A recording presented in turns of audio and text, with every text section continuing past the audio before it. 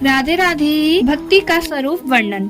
भक्ति का रूप क्या है, भक्ति कैसी होनी चाहिए, अब इसी का विवरण संक्षेप रूप में करते हैं।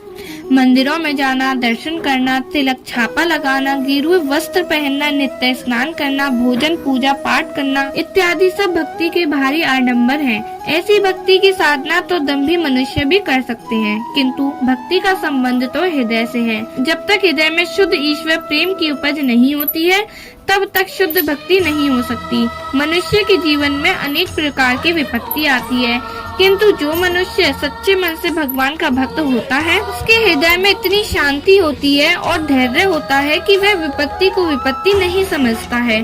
सच्चा भक्त बुरा करने वालों का भी भला ही चाहेगा। अपने बैरी से बैर लेने का मौका आने पर भी बैर नहीं चुकावेगा। जैसे नरसिंह भगवान ने विकराल रूप धारण करके हिरण्यकश्यपु को मार डाला और फिर भक्त शिरोमणि प्रहलाद से कहा कि वर मांग, मैं तुझसे बड़ा प्रसन्न हूँ, क्योंकि इस दुष्ट राक्षस ने तुझे अनेक प्रकार का कष्ट देने में कोई कसर बाकी नहीं रखी, फिर भी तेरे हृदय में मेरी भक्ति अचल रही। यदि आप मुझ पर प्रसन्न हैं, तो मुझे यही वरदान दीजिए कि मुझे दुख देने वाले का कल्याण हो। आप तो दया के सागर हैं, यदि दुष्टों पर आप ये दया न करोगे तो कौन करेगा। इसी प्रकार नरसिंह मेहता भावच के तीखे शब्द रूपी बाण सुनकर वन को चल दिए, किंतु जब हृदय में शुद्ध भक्ति का प्रचार हुआ, तब सबसे पहले वन से लौटने पर द्वेषी भावच को ही परम गुरु मानकर उसके चरणों पर गिर पड़े।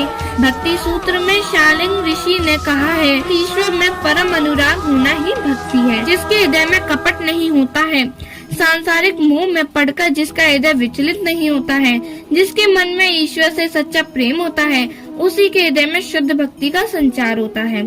जिस प्रकार नदी के किनारे लगा हुआ वृक्ष स्वयं ही रसपूर्ण होता रहता है, उसी तरह जिस मनुष्य के हृदय में उस अंतर्यामी परम पिता परमेश्वर की शुद्ध भक्ति होती है, उसकी मनोकामना सदैव सिद्ध होती है। श्री कृष्ण ने गीता में कहा है कि जो मुझको सब प्राणी मात्र में देखता है और सब प्राणी मात्र में मुझको देखता है, उससे ना तो मैं ही कभी अदृश्य रहता हूँ और ना वह मुझसे ही अदृश्य रहता है। राधे राधे।